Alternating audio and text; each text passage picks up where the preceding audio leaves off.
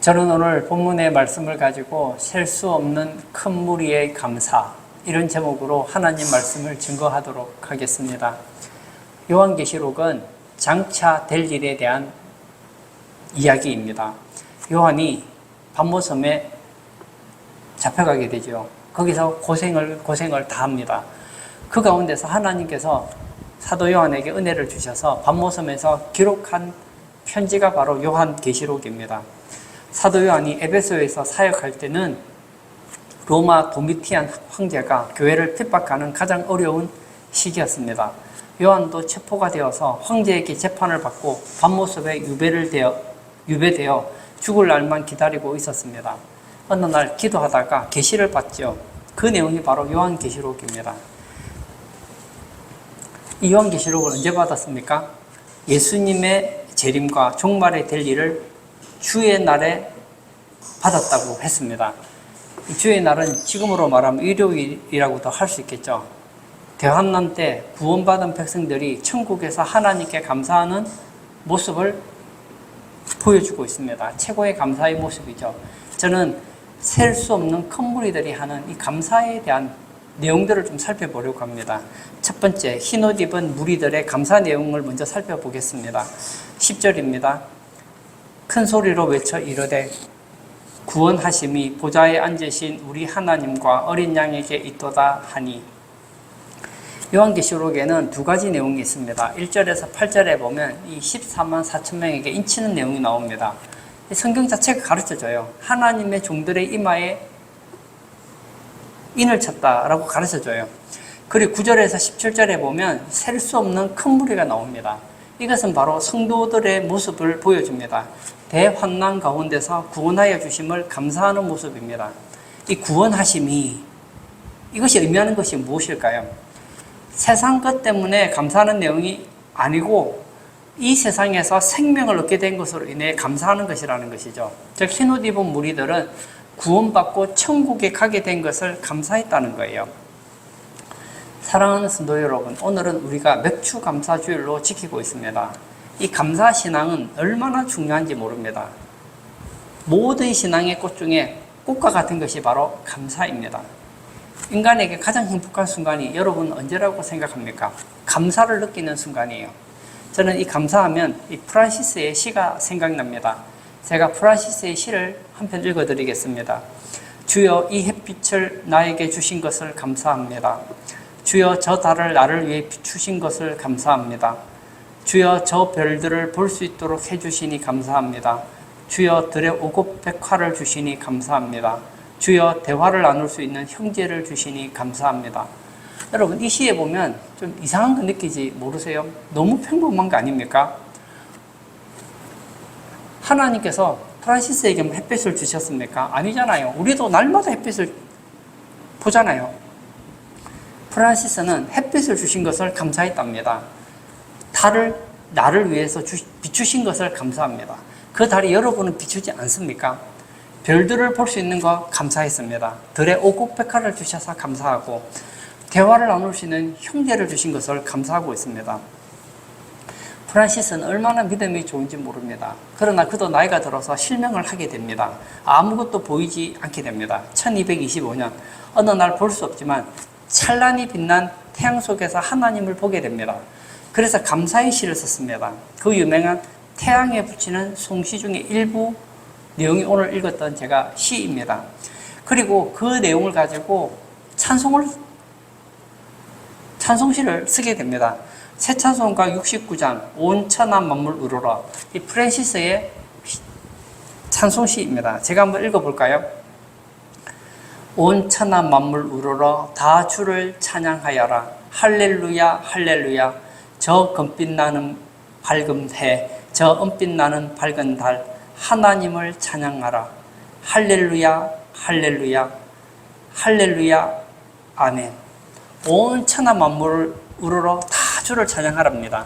금빛 나는 밝은 해, 은빛 나는 밝은 달. 얼마나 감사합니까? 하나님을 찬양하라는 거예요. 오늘 본문에도 흰옷 입은 무리들이 구원을 감사하는 내용이 나옵니다. 이 죄 많은 세상에서 구원을 받았다는 거 정말 꿈 같은 일 아닙니까? 성경에 보면 우리는 감사할 게 참 많아요. 감사의 범위는 범사입니다. 우리는 모든 것에 대해서 감사해야 됩니다. 그러나 가장 큰 감사는 뭐냐? 구원의 감사라는 거예요. 사실 보면 우리에게 진짜 필요한 것은 사람들이 별로 감사를 안 하는 경향이 있어요. 지금 우리 살고 있잖아요. 어떻게 살고 있습니까? 공기가 있으니까 살죠. 만약 산소 없으면 우리 당장 죽을걸요? 그리고 우리 밖에 나가면 밝은 빛이 세상을 비춰주잖아요. 만약 빛이 없다면 아무것도 볼 수 없잖아요. 우리가 아침에도 물을 마셨을 거예요. 만약 마시는 물이 없다면 어떨까요? 얼마 가지 못해서 죽게 되겠죠. 마찬가지로 진짜 이 세상에 우리가 감사해야 될 것이 많은데 가장 크게 해야 될 감사는 바로 구원이라는 거예요. 오늘 성경에서 셀 수 없는 큰 무리는 큰 소리로 외쳐 감사했다고 했습니다. 왜 큰 소리로 외쳤을까요? 너무나 감격스러운 구원이기 때문입니다. 마태복음 24장 21절에 보면 창세 이래 없는 대환난이 있게 된다고 합니다. 그날을 감하지 않으면 구원받을 육체가 없다고 했습니다. 즉 그리스도의 통치와 무서운 대환난 속에서 하나님께서 구원해 주신 거예요. 그래서 큰 소리로 외쳐서 감사했다고 합니다. 여러분, 누군가가 여러분을 구해주면 고맙지 않습니까? 요즘 날씨가 참 더운데요. 여러분이 바다에 수영하러 갔다가 갑자기 물살에 쓸려서 떠내려갑니다. 막 물을 벌컥벌컥 마셔요. 물에 빠져서 이제 죽게 생겼습니다. 어떡합니까? 그런데 어떤 사람이 여러분을 구하려고 물속에 들어와서 여러분을 살려줬다고 한번 생각해 보세요. 그냥 고맙습니다. 이 정도 표현으로 표현이 되겠느냐고. 얼마나 고맙습니까? 저 사람이 도와주지 않았더라면, 저 사람이 나를 구해주지 않았더라면 나는 지금쯤 물에 익사되어 죽었을 텐데. 그뿐입니까? 요즘에 날씨가 더워 화재가 종종 나지 않습니까? 하루는 자고 있는데 화재가 난 거예요. 막 불이 타들어가는 거예요. 어떡합니까? 그런데 화재 속에서 막 질식돼서 죽어가려고 하는데 누군가가 여러분을 살리기 위해서 들어와서 살려줬습니다. 그러면 안 구해준 것보다는 감사하네요. 이 정도로 감사를 표현하겠습니까? 평생 이 연에 있지 않겠습니다. 하지 않겠습니까? 그런데 우리가 받은 이 구원은 이것과 비교할 수 없다는 거예요. 단지 물에 빠져서 건졌다든지 불에 질식돼서 죽을 뻔한 것과 비교가 안 된다는 거예요. 요한계시록 14장 10절에서 11절에 보면 원래 우리는 어떤 존재였는지를 잘 가르쳐줘요. 그도 하나님의 진노의 포도주를 마시리니 그 진노의 잔에 섞인 것이 없이 부은 포도주라. 거룩한 천사들 앞과 어린 양 앞에서 불과 유황으로 고난을 받으리니 그 고난의 연계가 세세토록 올라가리로다. 짐승과 그의 우상에게 경배하고 그의 이름표를 받는 자는 누구든지 밤낮 쉼을 얻지 못하리라 하더라. 무슨 얘기죠? 마지막 때 죄에서 구원받지 못한 사람은 하나님의 진노의 포도주를 마시게 된다는 거예요. 그 진노의 포도주가 무엇입니까? 불과 유황으로 고난을 받는 거예요. 이 고난이라는 연계가 세세토록 올라가는 거예요. 밤낮 쉼을 얻지 못하는 곳, 그곳이 바로 진노의 잔입니다. 흰옷 입은 무리들은 장차 우리들의 모습을 보여줘요. 예수 믿는 우리 성도들은 감사해야죠. 범사에 감사해야 됩니다. 하나님이 은혜 주신 거 감사해야죠. 오늘도 생명을 거둬가지 않은 거 감사하죠. 내가 하는 일을 하나님께서 복 주신 거 감사하죠. 그러나 그 모든 것들이 감사하지만 가장 감사한 것은 여러분들이 구원받았다는 것. 죄로부터 구원받고 지옥으로부터 천국으로 구원받았다는 것. 이것보다 더 감격스러운 감사는 없다는 거예요. 우리 성도님들은 평생에 구원받은 그 은혜를 잊지 않고 감사하는 복된 성도님 다 되시기를 바랍니다. 두 번째, 흰옷 입은 무리들의 감사의 대상을 보려고 합니다. 10절을 제가 읽도록 하겠습니다. 큰 소리로 외쳐 이르되 구원하심이 보좌에 앉으신 우리 하나님과 어린 양에게 있도다 하니, 여기 보면 감사의 대상이 둘 나오고 있습니다. 우리 하나님과 어린 양에게 있도다. 지금 장소가 어디입니까? 보좌입니다. 하나님의 보좌 앞이에요. 이 세상에서 대환난이 지났어요. 셀 수 없는 무리는 전 세계 각 민족 중에서 구원받은 자들입니다. 그들이 감사를 표하는데 누구에게 하고 있습니까? 하나님과 어린 양에게 감사하고 있다는 거예요. 흰옷 입은 무리들은 감사의 대상은 하나님과 예수 그리스도 뿐임을 말해주고 있다는 거예요. 사랑하는 성도 여러분, 우리는 인생을 살아가면서 감사할 줄 알아야 돼요. 범사에 감사해야 됩니다. 그러나 여러분의 구원받은 것에 대해서는 오직 하나님과 예수님께만 감사해야 된다는 거예요. 디모데전서 1장 12절에 바울이 감사하는 대상이 나옵니다. 나를 능하게 하신 그리스도 예수 우리 주께 내가 감사함은. 바울은 누구에게 감사하고 있습니까? 그리스도 예수 우리 주께 내가 감사함은. 바로 예수 그리스도에게 감사하고 있습니다. 디모데후서 1장 3절 하반절도 제가 읽어볼까요? 조상적부터 섬겨오는 하나님께 감사하고. 누구에게 감사한다고요? 조상적부터 섬겨오는 하나님께 감사하고 있다고 가르쳐주고 있습니다. 구약의 이스라엘 백성들은 누구에게 감사했습니까? 하나님께 감사했습니다.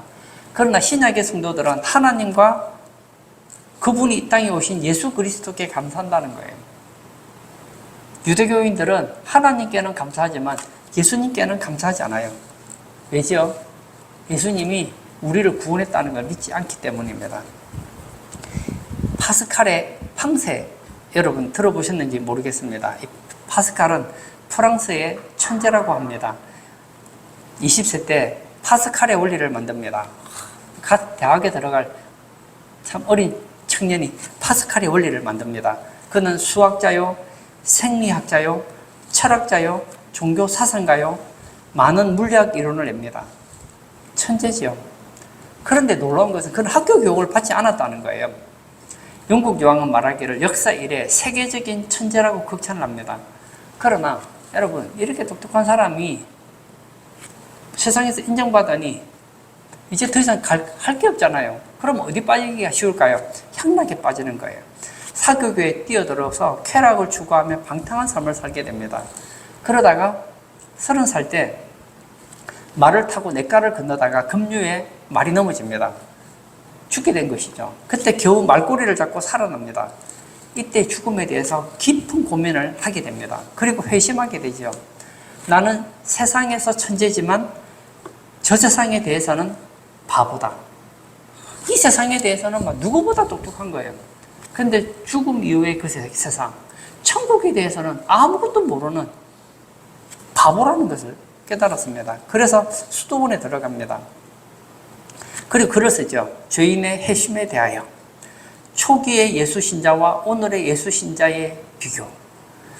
요약 예수 그리스도 전 등을 쓰게 됩니다. 예수 그리스도를 증거하는 삶으로 대변화를 받게 됩니다. 32세 때 중병을 앓게 됩니다. 말도 못해요. 벌벌 떠는 병을 8년간 앓다가 죽습니다. 그의 남은 유산은 침대 밑에 조각조각 써온 924개의 조각글 뿐이었습니다. 15명의 변호사들이 그 종이를 맞추어서 편집을 합니다. 그 종이가 책이 됩니다. 그게 뭐죠? 팡세라는 거예요. 이 팡세는 예수님이 누구신가에 대한 변정론적으로 기록한 책입니다.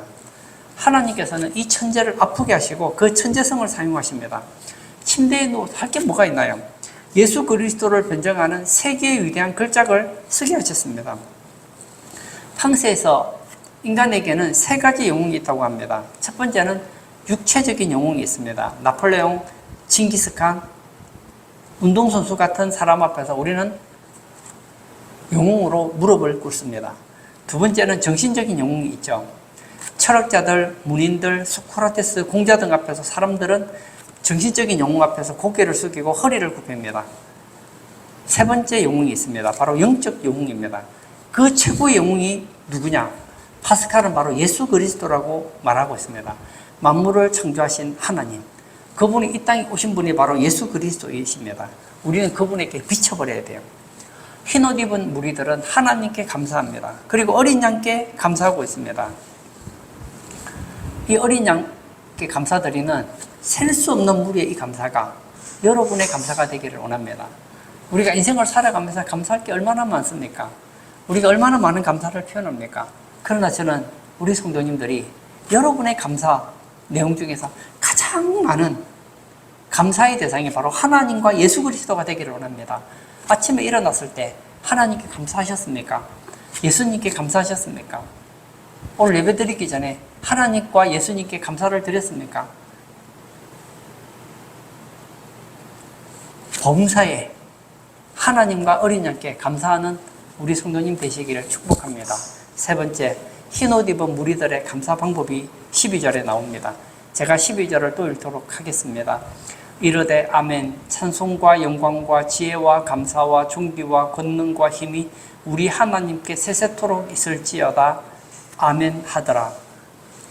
예수님에게 12명의 사도가 있었지요. 다 귀하죠. 그러나 그 중에서 저는 개인적으로 사도 요한이 가장 부럽습니다. 예수님이 가장 사랑하는 세 제자 중에 한 명이 되잖아요. 베드로, 야고보, 요한.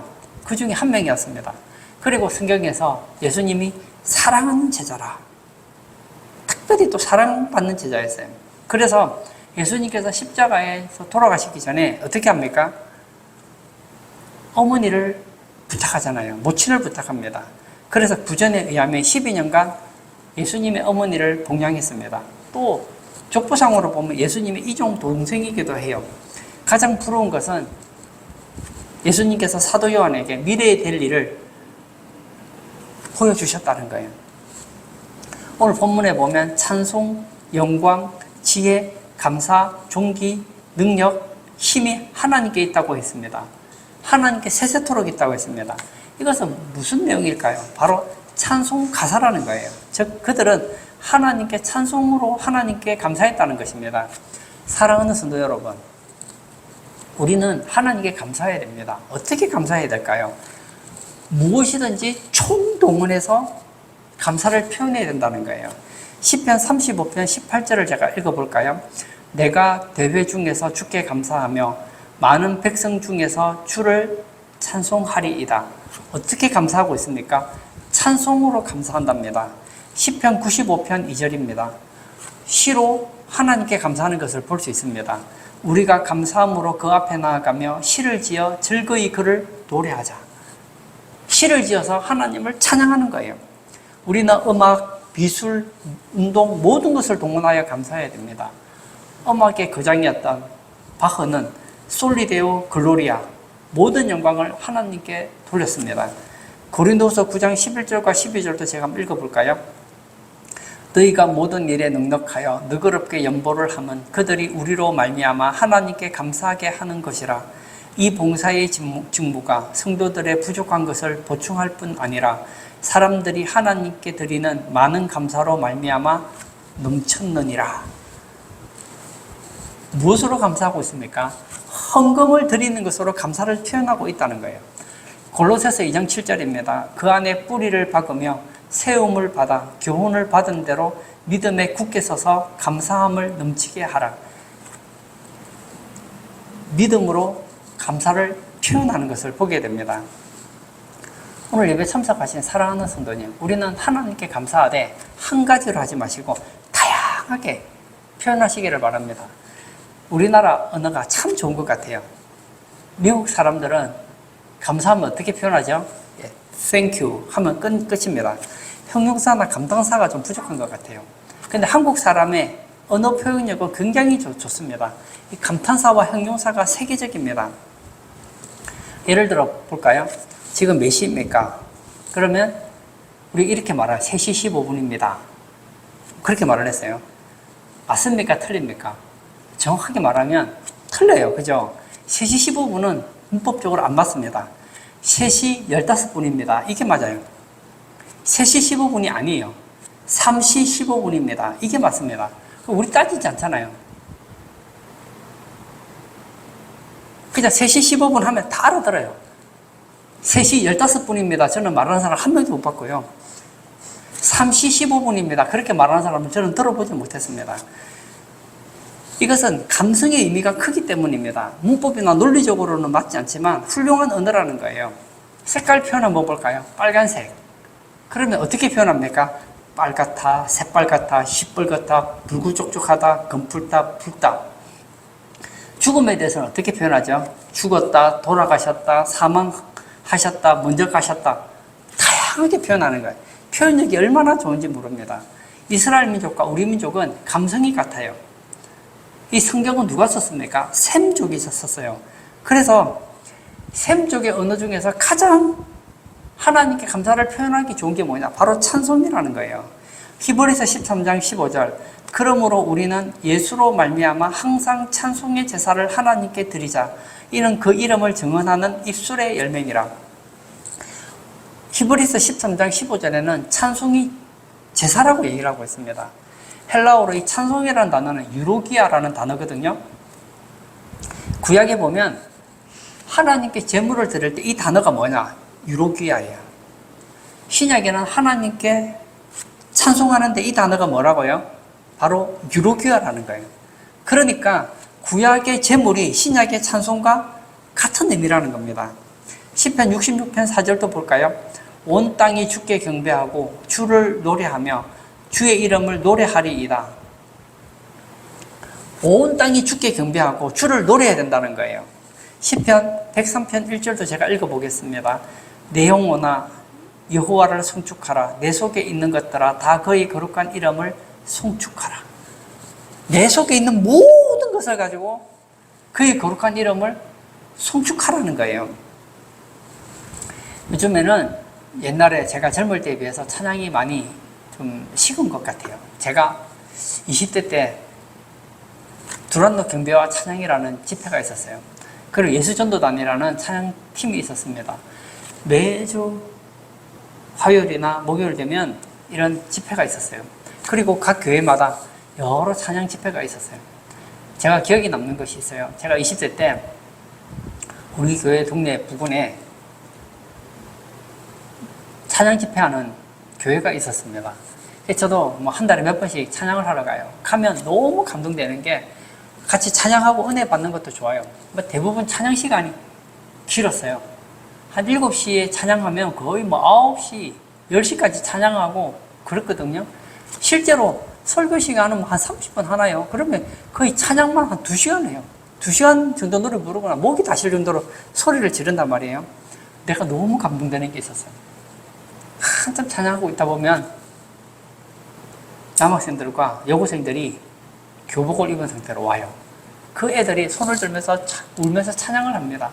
제가 예전에 20대 때 두란노 경배 찬양 학교를 갔었어요. 양수리 수양관에서 집회를 하는데 얼마나 사람이 많은지 진짜 개떼같이 모인 거예요. 너무 사람이 많아서 집회할 때 되면 그 여름에 열기가 후끈후끈해요. 근데 그때 하스대반 선교사님이 찬양 인도를 하셨거든요. 와, 제가 태어나고 하루에 그렇게 찬양을 많이 해본 적이 없어요. 저녁 식사를 하고 7시 정도에 찬양을 시작하면 원래는 10시에 마쳐야 되는데 저는 좀 계획적인 사람이거든요. 그러면 한 7시에 시작하면 10시쯤 마치면 한 3시간 같이 찬양하면 되겠구나 이렇게 생각하고 앞자리를 갔어요. 갔는데 한참 찬양하던 이 찬양 인도자분께서 뭐라고 하시냐면 은혜를 사모하시는 분은 앞으로 나오시기 바랍니다. 지금도 자리가 없어요. 그런데 막 뒤에서 앞으로 밀고 들어오면 그렇지 않아도 다닥다닥 붙었는데 막 이제는 어깨가 붙고 등이 붙는 거예요. 그리고 한참 찬양하다가 또 그러는 거예요. 우리 무릎 꿇고 하나님께 찬양을 드립시다. 무릎을 꿇었어요. 이제 무릎을 펴지도 못해. 무릎 꿇는데 다 붙었어요. 그런데 한참 찬양 인도하시던 이분이 또 뭐라고 하시느냐면 은혜를 사모하시는 분은 앞으로 나오시기 바랍니다. 그러면 그나마 무릎 꿇어서 약간 공간이 비는 그 부분을 또 다다다다 붙는 거예요. 그리고 손 들고 찬양을 하는데 7시에 찬양을 했는데 찬양을 마치고 시계를 봤더니 새벽 3시까지 한 거예요. 죽는 줄 알았어요. 너무 힘들어요. 선풍기를 틀어도 시원하지도 않아요. 제가 대체 찬양을 몇 시간 했는가 봤더니 7시부터 해서 8시, 9시, 10시, 11시, 12시, 1시, 2시, 3시니까 거의 이거 거의 한 8시간 정도를 한 것 같아요. 얼마나 찬양을 했든지 다음날 일어났더니 몸살이 나가지고 막 팔이 저리는 거예요. 다음날 됐더니 인도자분이 얼마나 건강하신지 둘째 날 저녁이 됐는데 또 새벽 2, 3시까지 하는 거예요. 이야, 대단하신 거예요. 그 인도자분도 대단하고 더 대단한 게 거기 온 찬양을 하러 온 청년들이 대단한 거예요. 거기 여러 가지 프로그램이 있었지만 프로그램의 90%는 찬양밖에 없어요. 저녁 7시에 찬양하면 중간중간에 말씀 조금씩 전하고 찬양하는데 찬양이 거의 한 90%가 되는 것 같아요. 얼마나 무릎을 꿇었든지 집에 갔더니 무릎에 멍이 들었더라고요. 한 며칠 동안 몸살이 났어요. 너무 손 드는 것도 한두 시간이지 하루에 그냥 10시간씩 손 들고 있으니까 손이 나중에 후들후들 떨리더라고요. 그때가 너무 좋았어요. 이 수천 명 되는 청년들이 얼마나 열악합니까? 지금은 너무 좋아요. 지금은 에어컨 있고 다 있잖아요. 그때는 에어컨도 없어요. 선풍기 틀어놓는데 선풍기 근처에 있어도 지금 더운데 우리같이 앞자리 중간에 있으면요 바람이 들어오지도 않아요. 찬양하고 이제 잠잘 방에 들어가서 이제 샤워를 하고 샤워도 못해요. 사람이 너무 많아서 샤워하려면 거의 1시간은 기다려야 되거든요. 그러면 쩔어 있는 그 몸을 가지고 이제 어떻게 잠을 자요?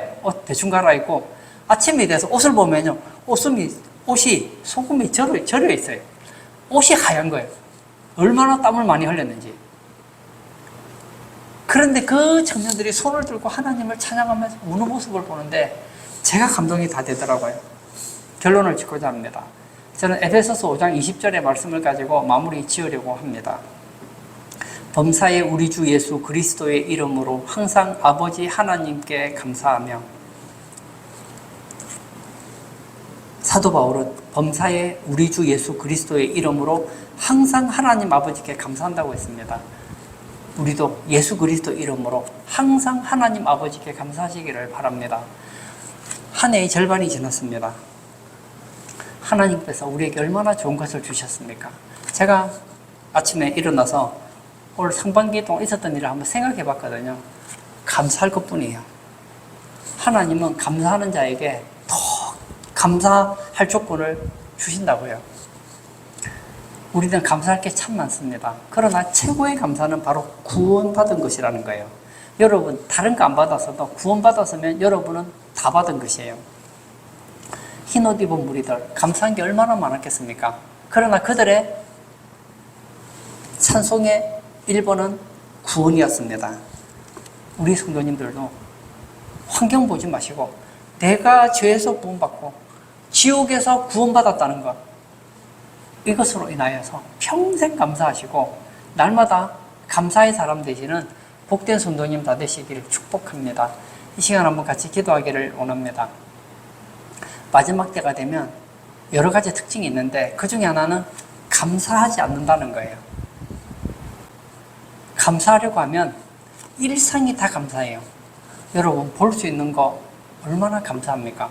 숨을 쉴 수 있는 거 감사하고요. 먹을 수 있는 거 감사하고, 걸을 수 있는 거 감사하고, 누울 수 있는 거 감사하고, 잠잘 수 있는 거 감사합니다. 여러분 만나서 사람들과 이야기할 수 있는 거 얼마나 감사한지 모릅니다. 주일에 예배 드릴 수 있다는 거, 이거 아무나 할 수 있는 거 아니에요. 감사할 게 너무너무 많습니다. 이번 맥주 감사주일을 맞이하여서 감사가 회복되기를 원합니다. 그 중에서 구원의 감사, 이 감사를 늘 간직하시고 범사에 감사하시는 우리 성도 되게 해달라고 우리 다 같이 기도하도록 하겠습니다.